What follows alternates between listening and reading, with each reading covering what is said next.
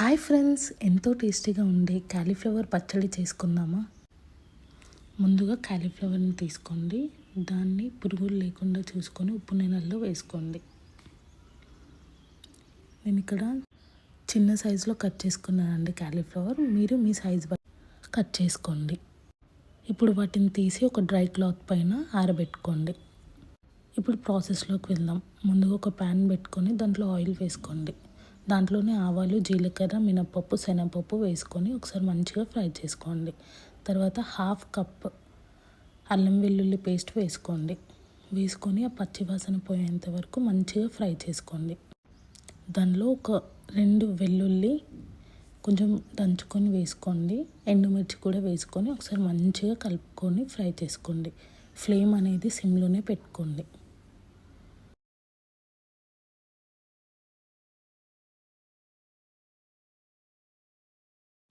మధ్య మధ్యలో మంచిగా కలుపుతూ ఉండండి.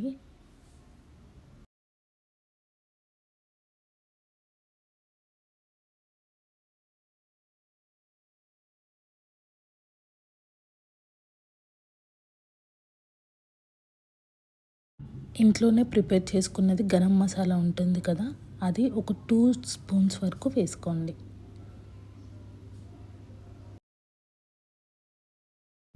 దాంట్లోనే కొంచెం ధనియాల పొడి, ఇది 1 స్పూన్ అయితే సరిపోతుందండి. ఇప్పుడు మొత్తం కలిసే విధంగా మంచిగా కలుపుకోండి.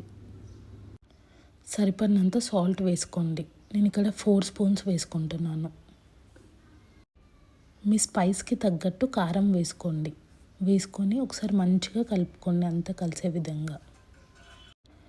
ఇప్పుడు ఒక 2 వెల్లుల్లి తీసుకొని దాని పొట్టు మొత్తం తీసేసి దీంట్లో యాడ్ చేసుకొని 1 మినిట్ ఉంచి ఆఫ్ చేయండి.